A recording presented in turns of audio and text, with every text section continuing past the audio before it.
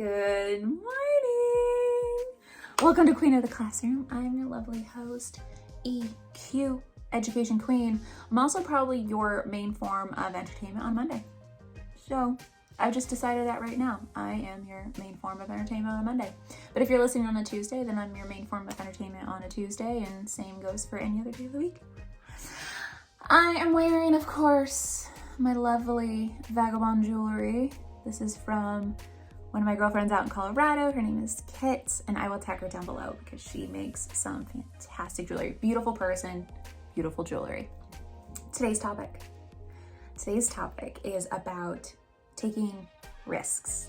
And sometimes you kind of get pulled, like your gut kind of pulls you in that direction of, I need a change. I need something to mix things up a little bit. And then your brain kind of goes, oh, I don't know, that feels weird. Should we do that? The heart is probably telling you to go a certain direction. Your gut's probably telling you to go a certain direction. So I want to tell you two stories of a time in high school where I switched things up and I changed it. Both turned out great. But I want you to know that you have those options. You don't have to stay stuck. I want you to know you always have an option. You always have a choice. So my first story is pure entertainment. Just pure entertainment. So I was a freshman in high school, and the way that my hometown was set up was that our middle school building was 7, 8, 9, but 9 was part of high school. Like it counted towards high school, but it was in the building with 7, 8, 9. Strange little setup, but it was the only public junior high. So that's just how it was. They had to figure out how to get all the people in the building. So I was a freshman in high school, but I was in the middle school building. First chair clarinet, obviously. Do I settle for anything less? No. So first chair clarinet, my band director, he had a weird request for me one day. He said, Amy, so I'm curious, and I figured like you would be the best person for this. And you could tell he was kind of feeling awkward about it. And the vivacious person that you see in front of you right now, this like strong, self-confident woman that you see, I was a mini version of that in junior high and high school. Definitely not as confident as what I am now. Definitely not as grounded as what I am now and who I am. I think that takes a lot of work to do. But I was still lively. I was still vivacious. I was still positive. So this request kind of made sense after I thought about it. So my band director, he comes up to me. He says, Amy, so I'm curious if you would go to prom with my son. His son is a senior, and at my school, you could only go to prom if you were a senior or you were invited, like you were someone's date, a senior's date. So I said, because his son has never talked to me. But why would he? Because we never really crossed paths. I was still in the other building. So I like paused, and he goes, but there's more. I said, okay. He said, so Daniel, his son, is trying to earn scholarship money. And there was a competition. You guys know I love a good competition. The competition was from Duct Tape, the company, Duct Tape. You know, the like gray tape, really sticky. They were giving out scholarships for people who would go to prom in a duct tape dress and a duct tape suit. Your choice. So he said, 1, will you be willing to go with my son? And 2, will you go in a duct tape dress? And I had to think about it because like it's such a weird request, right? First of all, it's a guy that I have never even talked to. His dad is asking me because he's my band director. And it's not just going to prom, it's going to prom in a dress made out of duct tape that I would have to design and create. So I go home that night. My mom, she can make anything. She would make outfits for me and my sisters, matching outfits. She would create them, sew them all together. So I talked to her about it, and she was on board. She goes, I think we can make something like that. I'm confident we can make something like that. So with her on board, then I said yes. And my mom and I got to work right away on creating this duct tape dress. So we first got some fabric and we started playing with the duct tape. So like how it stretches and how we can fold it and how we can manipulate it in certain ways to create shapes. And we ended up creating a bomb looking dress. You best believe I'm gonna be adding a picture over whichever direction. I forgot which side the side by side is. So whichever way it is. And for those who are listening on the podcast, then hop on over to the YouTube video so that you can see what I'm talking about with the dress. So we made a dress, but not only a dress. We also made shoes. Not make them, but we like wrap shoes. I believe I had a tiara. Might have been my first one. Maybe that was my first taste of being a queen and all. We had a purse and a necklace as well, a choker. I look great. The first time that I meet this guy is the day that he shows up to take me to prom. And he's in a duct tape suit. He did a great job. And he brings me a corsage, a duct tape corsage. It's like, oh, this is great. But first time that I'm meeting him, super awkward. So, yep, let's go to prom. I'm expecting to go to dinner because that's what people normally do. They go to dinner before prom. And he took me to Jimmy John's. So, not the dinner that I was expecting, but I'm just going with it. I mean, I'm a freshman. I'm going to a senior prom. Like, that's pretty awesome. So, we go to Jimmy John's, we go to prom. Everyone looks, because they're not really sure what it is at first. So everyone looks. I had a wonderful time. He brought a Sharpie with him and had his friend sign his jacket. And it turns out to be a really fun time. And we submit our photos to Duct Tape. We make it to state finals. And then we lose out from there. The people who won though, I didn't even know at the time that Duct Tape made so many colors. I made mine out of gray because I thought that's all that there were in the world. I thought there was just gray duct tape, but I learned a lot. I learned a lot through that process because I didn't realize there were so many colors. My point of this, we lost by then. We didn't get any scholarship money. We got a lot of memories, but not any prize money. But the point of this story is that if I would have said no, if I would have been like, oh, that's so weird. No, like I've never even met him. If I would have not taken that risk, then first of all, I wouldn't have this cool story to tell to people. But second, it pushed me outside of my comfort zone.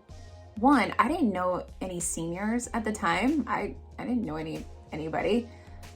And I certainly didn't ever expect to go to prom in a duct tape dress. So having all of those people who I don't know look at me, that was a huge risk.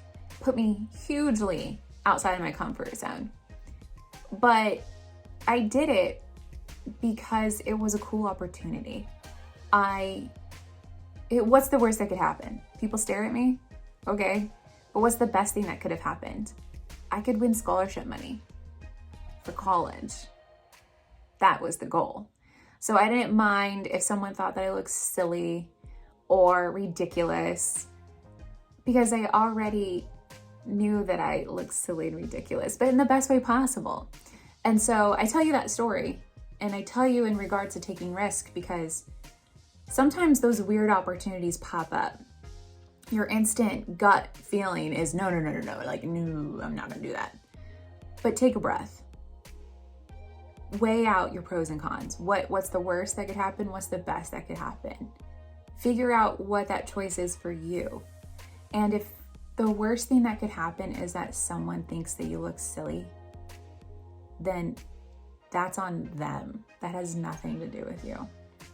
And so I want you to take those risks and make those choices based off of your feelings, your thoughts, your comfort levels to a certain extent, because this was way outside of mine. But don't make choices based off of what you believe other people's reactions would be to them, because then that's going to hinder you taking those risks. Second story is not as entertaining. I'm going to be upfront about it. It's just not as entertaining. But it does have to do with band again. So I don't know what happened with band, but yeah, I don't know. So when I was graduating from junior high, but I was in ninth grade, which is technically high school, but when I was transitioning over to the actual high school building, then I got presented the opportunity to take up a different elective. And you can only have so many electives because, as you know, you have to have your core subjects, and those are your mandatory ones, and then you get 2 electives.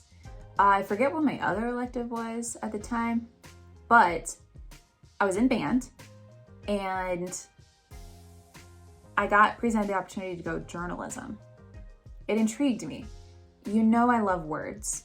You know I love talking to people. Journalism was going to be a student-produced newspaper through my high school.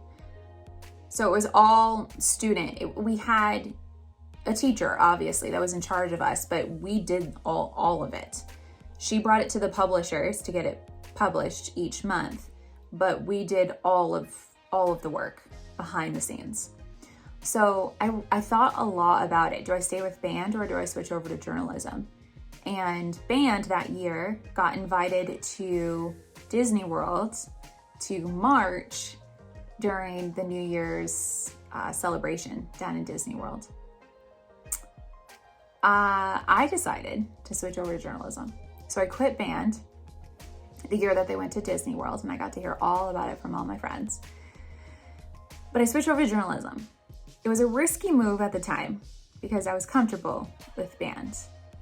But I had this gut feeling again where I was getting pulled in that other direction. I knew that English, I just like the way that you can put words together to make someone feel incredible about themselves. And I love figuring out new ways to let people know how incredible they are. So I dropped band and I went to journalism. And I spent 3 years in journalism. I ended up being the editor-in-chief. So that's like the big honcho, like the person who's like in charge of everything. Like one step below the teacher was me. So I had a really cool byline, like on my name, like right below was editor-in-chief. And I loved it. I loved it.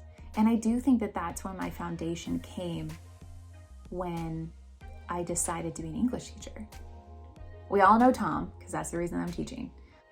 And I'm really glad that I did that switch. Because maybe I wouldn't have pursued English. Maybe I wouldn't have been so eloquent with my words. Maybe I wouldn't have those foundational skills that you need to be an English teacher if I didn't switch over to journalism. So yeah, I missed out on some opportunities with band, but I think that I gained more with journalism. And I took that risk in 10th grade. And I don't have any regrets about it. That was the right move for me. So I tell you these 2 stories so that you know, first of all, you always have a choice. But second, it's okay to choose things outside your comfort zone because that's where you see the most growth. That's where you see your limitations. That's where you learn how to adapt and change. And that's where you can start to pinpoint what you want from your life. So don't be afraid of taking risks. They're good things. They're very good things. If you ever need help deciding, you know who to call. Not Ghostbusters, but me. I was referencing me, not Ghostbusters. Like, who are you gonna call? Ghostbusters. Unless I'm way too old and I just revealed my age on that and you have no idea what I'm talking about. So if you don't know what I'm talking about, then, just fast forward through this part. Sorry, but for my people who know what I'm talking about, then hey, holler. 80s kid over here. I hope you have a great day. I hope you make smart choices and be kind to one another. Be kind to yourself. Be kind to one another. Bye.